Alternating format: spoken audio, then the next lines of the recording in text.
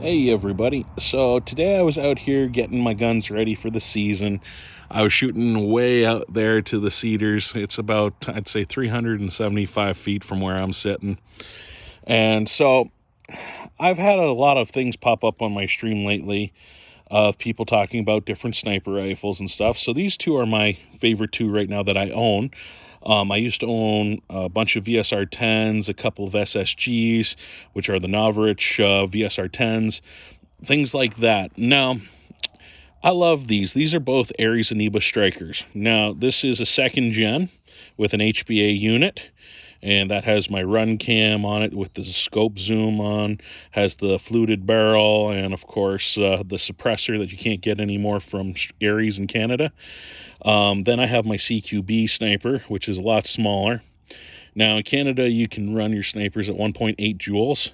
I'm not a fan of running them at the max, so this one here is running at 1.5, the HPA, and this one underneath it is also running at 1.5. That way I have a little closer engagement, and when I hit my targets, I'm not hitting them with the full joules of energy. Like, that would just suck. This one has the extra magazine holder in the stock, chin and shoulder piece adjustment. Right here is there's a little swivel that can cant the back of the stock. Sorry, yeah, having trouble talking today. Right or left, depending on which hand you're shoot. Because I'm a right-hand dominant shooter, mine's tweaked ever so slightly. That way it sits more straight in my shoulder. This has a bigger bolt handle. This has the round bolt handle.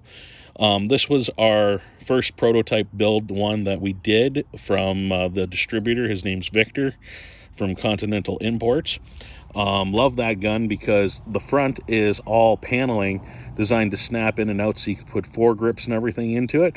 Now at the very front there are, let's see if I can do this. See right here, it's designed to actually snap in with a flashlight or laser that actually will snap into this little hand stop. But all of these units can pop right off and then put in, that's another larger hand stop or a glove option, or even a battery pressure switch. Again, M-LOK rails just in case you want to put an IR laser, or like some fields allow visible lasers, but not too many. They have to be eye safe. It is threaded, so you can put a suppressor on it if you want to. Now, I absolutely love these two guns. Let me just pop that down there. For the ability that I can basically do everything to them. The only better gun that I could think of is a VSR 10. Now, VSR 10s from like Tokyo Marui G-Spec is probably the most known, but any VSR 10 is fully upgradable. Now, the reason I'm bringing up sniper rifles and personal preferences is it is all personal preference. Now, when it comes to buying your first sniper rifle, I don't recommend them as your starter gun. I recommend you start with an AEG. Sniping takes a lot of practice, a lot of patience. You're going to go out and it's not going to be like you see on YouTube where every 4 seconds there's, a headshot or something like that. No, those are very well edited pieces. Unless you're playing in huge groups of a couple hundred people where people are stacked together really well and your ghillie's perfect, you're probably not going to get more than 3 or 4 kills a game. Your rate of fire can't keep up to something that has a full auto or even a burst mode. So just keep that in mind. Now, if I had the money, I'd probably say for a first sniper, go out and buy yourself a Novarich VSR 10 or the SSG. Now, people go, why would you recommend that? You're paying for a name brand. No, I'm not.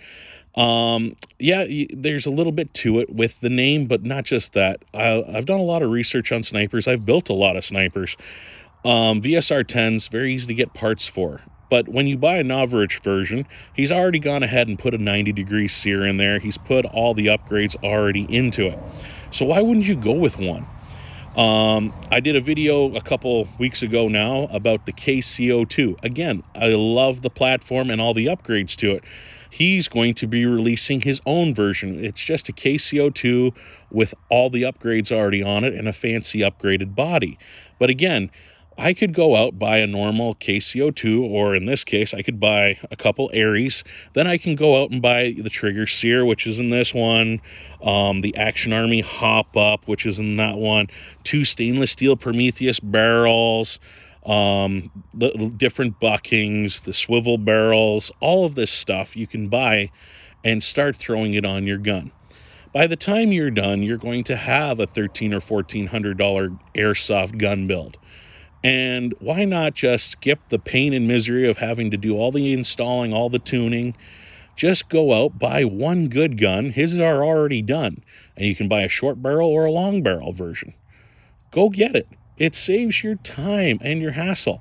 And people are like, well, he doesn't make the gun I want that's already all upgraded. That way, I don't have to look for parts. Well, if he hasn't done it yet, he's probably going to get around to it. Let's face it. He did an Instagram post a few days ago about a surprise build he's doing.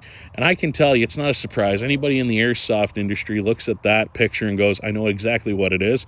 It's a Silverback SRS, and it's going to be the Novrich edition, which means he's going to go through it, I don't like this sear, I don't like the oversized bolt, I want it to have this feature, different stimpling, I want my name, he's going to slap his name somewhere on it. Of course, it's advertising, why not?